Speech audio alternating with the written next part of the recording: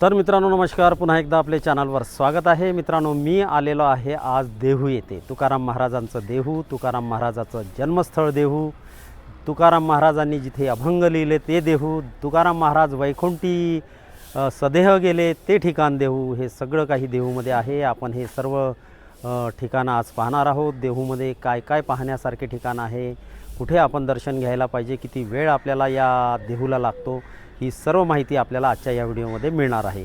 तरी व्हिडिओ शेवटपर्यंत नक्की पहा। तर चला मित्रांनो, आज आपण पाहूया तुकाराम महाराजांचं देहू। तर मित्रांनो हे आहे जगद्गुरू श्री संत तुकाराम महाराज संस्थानचं मुख्य मंदिर आणि या महाद्वारातून आपण आता जाऊया आणि घेऊया दर्शन।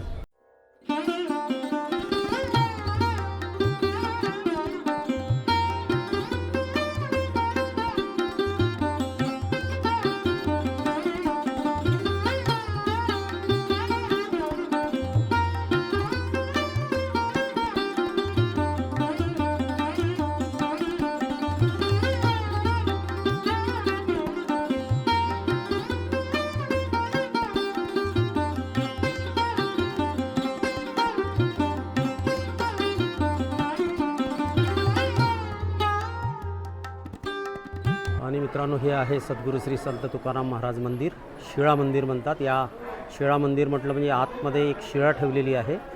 हीच ती शिळा आहे ज्या शिळेला बांधून तुकारामांचे अभंग इंद्रायणीमध्ये बुडवण्यात आले होते आणि ते 14व्या दिवशी ती शिळा वर आली होती अभंगासहित।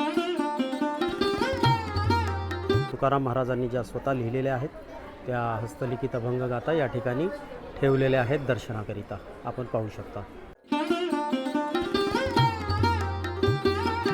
तर मित्रांनो आपल्याला माहीतच आहे की तुकाराम महाराजाचा जन्म हा देहू येथे झाला होता। तर आता आपण मंदिरात दर्शन घेतलेलं आहे आणि आता आपण जाऊया संत तुकाराम महाराज जन्मस्थानाकडे। या बाजूला तो वाडा आहे, चला जाऊया। तर मित्रांनो हे आहे तुकाराम महाराजांचं जन्मस्थान, यालाच जन्मस्थान मंदिर म्हटल्या जाते देहूचं। 1608 मध्ये तुकाराम महाराजांचा जन्म झाला होता आणि सदेह प्रयाण झालं होतं 1649 मध्ये। चला जाऊया मंदिरातून कसं आहे ते पाहूया। तर असे हे तुकाराम महाराज, जगद्गुरू तुकाराम महाराज यांची ही नगरी देहू नगरी आज आपण पाहत आहोत। तुकाराम महाराजांचं जे आडनाव होतं ते मोरे होतं आणि त्यानंतर त्यांचा व्यवसाय जो होता त्या काळात तो वाणी व्यवसाय होता। वाणी म्हणजे दुकानदार। तर मित्रांनो आपण फिरत आहोत देहूमध्ये आणि आता आपण जे ठिकाण पाहणार आहोत ज्यामध्ये तुकाराम महाराज सदेह वैकुंठाला गमन झालं होतं त्यांचं गरुडावर बसून, ते हे ठिकाण आहे। तर ते ठिकाण आता आपण पाहणार आहोत। चला मित्रांनो ते कसं आहे ठिकाण बघूया। तर मित्रांनो हे आहे वैकुंठ गमन स्थान तुकाराम महाराजांचं। हे बाहेर चप्पल स्टँड आहे, तिथे आपण आता चप्पल काढू, पुढे जाऊया या गेटच्या आतमध्ये। आपण तुकाराम महाराजांच्या देहू गावामध्ये आलो आहे। देहू गावामध्ये वैकुंठ मंदिरामध्ये इथे तुकाराम महाराजांनी जेव्हा तुकाराम बीजेच्या दिवशी तुकाराम महाराज इथून वैकुंठ धामाला गेले। जाताना सांगितलं आम्ही जातो आमच्या गावा, आमचा राम राम घ्यावा आणि तुम्ही मोक्षपदाला यावा। तुकाराम बीजेच्या दिवशी 12:05 हे येथे नांदुरकीचं झाड आहे, हे हलतं। तुकाराम महाराज त्या दिवशी वैकुंठाला गेले होते, त्या तिथीला त्या वेळेला हे झाड हलतं, म्हणून येथे तुकाराम महाराजाच्या वैकुंठ मंदिराची रीत आहे। तर मित्रांनो बघा, जगद्गुरू तुकाराम महाराज यांच्या वैकुंठ गमनाचं स्थान आपण बघताय। नांदुरकीचं झाड आहे म्हणतात हे बघा, हे ते ठिकाण आहे। चला जाऊया आपण आणखीन जवळ। असा हा भव्य वृक्ष, नांदुरकी वृक्ष फारसा पाहायला मिळत नाही, हा फक्त याच ठिकाणी आहे देऊला। हे बघा, हेच ते ठिकाण आहे जिथून तुकाराम महाराज वैकुंठलोकी गेले होते। या ठिकाणी बघा आज एक सुंदर मंदिर बांधलेलं आहे ज्यामध्ये तुकाराम महाराजांची मूर्ती आणि त्याच्या पाठीमागे विठ्ठल रुक्मिणीची मूर्ती आपण पाहू शकता। मित्रांनो आपणास माहीत आहे का, संत तुकाराम महाराज हे शिवाजीच्या काळातले आहेत। छत्रपती शिवाजी महाराज नेहमी त्यांचे कीर्तन ऐकायला येत असत, त्यांना त्यांचे कीर्तन फार आवडत होते आणि अशाच वेळी एका कीर्तनाच्या वेळी त्यांनी श्री तुकाराम महाराजांना काही द्रव्य दिले होते, परंतु तुकाराम महाराजांनी ते अतिशय नम्रतेने नाकारलं। तुकाराम महाराजांनी या घटनेवर एक अभंग लिहिलेला आहे। आम्ही तेने सुखी मना विठ्ठल विठ्ठलमुखी, तुमचे येर चित्तधन ते मज मुक्तिके समान, कंठी बिरवा तुळशी व्रत करा एकादशी, मनवा हरीचे दास तुका मने मज हे आस। तर अतिशय नम्रपणे त्यांनी शिवाजी महाराजांना नकार दिला होता ते स्वीकारण्याचा।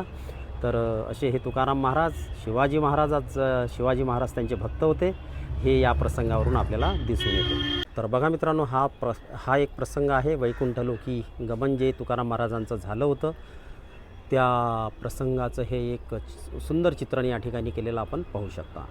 या प्रसंगाला अनुरूप असलेला आपल्याला माहीत असेल, तुकाराम महाराज म्हणाले होते, आम्ही जातो आपल्या गावा, आमचा रामराम घ्यावा, तुमची आमची हेची भेटी, येथून या जन्मतुटी.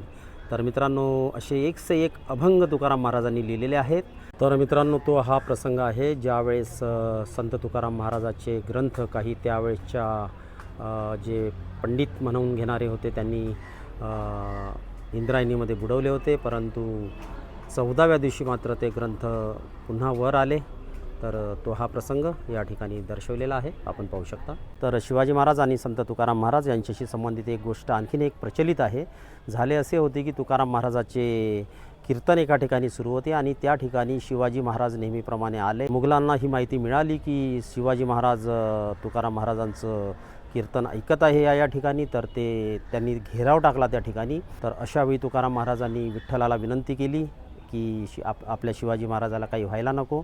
तर जेव्हा मुघलाचं सैनिक त्या ठिकाणी आले, तर त्या सैनिकांना सर्व जेवढे काही तिथे उपस्थित लोक होते ते शिवाजीसारखे दिसायला लागले आणि त्यामुळे ते फार कन्फ्यूज झाले आणि शिवाजी महाराज त्या ठिकाणावरून अगदी सुरक्षितपणे निसटले. तर ही एक गोष्ट मी ऐकली आहे या संदर्भात, म्हणून म्हटलं आपल्याशी शेअर करावी. तर मित्रांनो, हे होतं संत तुकाराम महाराजांचं वैकुंठ गमन स्थळ.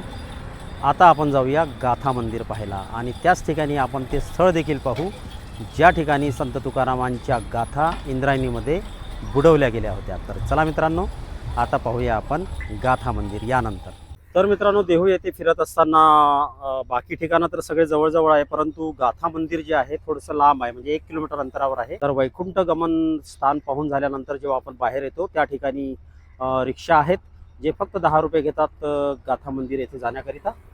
मित्रांनो, मी आता आलेलो आहे गाथा मंदिर या परिसरामध्ये. देहूचं हे आणखीन एक ठिकाण आहे ज्या ठिकाणी आपण भेट द्यायलाच पाहिजे, येथील दर्शन घ्यायलाच पाहिजे. तर मित्रांनो, येथील एक विशेष ठिकाण म्हटलं म्हणजे जेवढे काही अभंग संत तुकाराम महाराजांनी लिहिले होते ते अभंग ज्या ठिकाणी बुडवले होते ते ठिकाण आता आपण पाहणार आहोत. तर चला आपण जाऊया थेट इंद्रायणी नदीच्या पात्रामध्ये. तर मित्रांनो, ही आहे इंद्रायणी आणि ते हेच ठिकाण आहे ज्या ठिकाणी संत तुकाराम महाराजांच्या गाथा बुडवण्यात आल्या होत्या. तर मित्रांनो, तत्कालीन सनातनी विचारवंत रामेश्वर शास्त्री भट्ट यांनीच तुकाराम महाराजांना या ठिकाणी त्यांचे सर्व अभंग, त्यांच्या गाथा, त्यांची ती अभंगाची वही बुडवण्याबाबत आदेश केले होते. शास्त्री हे त्यावेळेसचे एक पंडित होते, मोठे अभ्यासक होते धर्मशास्त्राचे आणि त्यांचा या देहूमध्ये एक चांगलं वर्चस्व होतं. आणि तुकाराम महाराज मात्र हे शूद्र म्हणजे ब्राह्मण जातीतील नसल्यामुळे त्यावेळेसच्या विचारानुसार त्यांना हा अधिकार नव्हता की कुठलंही धर्मशास्त्र लोकांना सोप्या भाषेत सांगावे.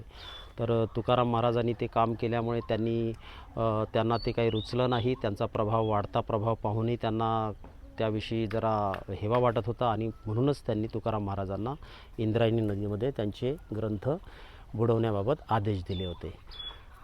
त्यानंतर पुढे काय झालं की या ठिकाणी तुकाराम महाराजांनी आपले सर्व ग्रंथ बुडवले, परंतु ते बुडवून घरी न जाता याच ठिकाणी मी तुम्हाला ते ठिकाण दाखवतो. याच ठिकाणी तुकाराम महाराज बसले, तपश्चर्येला बसले आणि विठ्ठलाचा धावा करू लागले.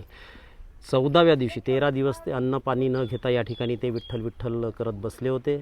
14व्या दिवशी चमत्कार झाला आणि ते सर्व ग्रंथ पाण्यावर तरंगू लागले, अगदी कोरड्या स्वरूपामध्ये. तर हा चमत्कार पाहून ते शास्त्री ज्यांनी हा आदेश दिला होता ते सुद्धा तुकारामाचे निश्चित भक्त झाले आणि अशी ही कथा आहे या ठिकाणाविषयी, म्हणून मी तुम्हाला मुद्दामून हे ठिकाण दाखवत आहे. गाथा बुडवल्यानंतर 13 दिवस तपश्चर्या केली, ते हेच पवित्र स्थळ. याच ठिकाणी संत तुकाराम बसले होते. बघा हे ते ठिकाण. तर चला मित्रांनो, आता पाहूया आपण गाथा मंदिर. तुकारामाच्या गाथा शिळेवर कोरलेल्या या ठिकाणी आपल्याला पाहायला मिळणार आहे. जगातील एकमेव मंदिर, असे मंदिर ज्या ठिकाणी अभंग दगडावर कोरलेल्या रूपात आपल्याला पाहायला मिळणार आहे. तर मित्रांनो, आपण आलेलो आहोत आता गाथा मंदिर पाहायला. देहू येथील हे एक आणखीन महत्त्वाचं एक प्रेक्षणीय स्थळ आहे आणि या ठिकाणी आपण निश्चितपणे भेट दिली पाहिजे देहूला आल्यावर. चला आपण पाहूया. बघा मित्रांनो, किती सुंदर हे गाथा मंदिर बाहेरून. आतमध्ये तुकारामाच्या गाथामधील जे अभंग आहे या ठिकाणी कोरलेले आहेत. मी पण पहिल्यांदाच पाहतोय, बघूया कसा आहे आजचा सीन.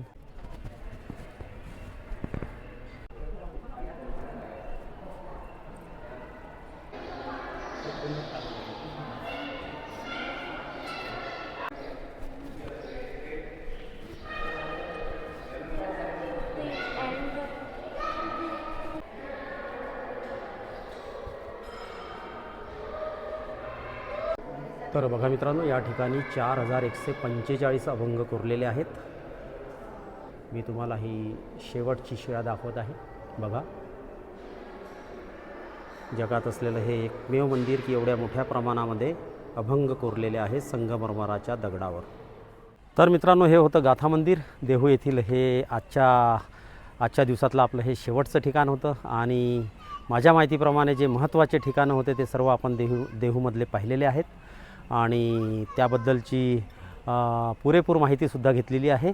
तर या ठिकाणी आता आपला आजचा जो व्हिडिओ आहे देहूचा इथे मी क्लोज करणार आहे.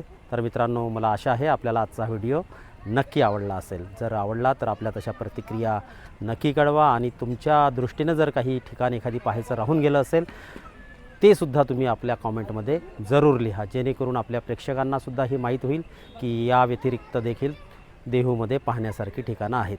खूप खूप धन्यवाद मित्रांनो. तर मित्रांनो, कसा वाटला आपल्याला आजचा व्हिडिओ? आपल्या प्रतिक्रिया नेहमीप्रमाणे नक्की कळवा. आवडल्यास लाईक करा, शेअर करा आणि पहिल्यांदाच जर चॅनलवर आला असाल तर चॅनलला सबस्क्राईब करायला मात्र प्लीज विसरू नका. पुन्हा भेटू लवकरच एका नवीन व्हिडिओमध्ये. तोपर्यंत नमस्कार.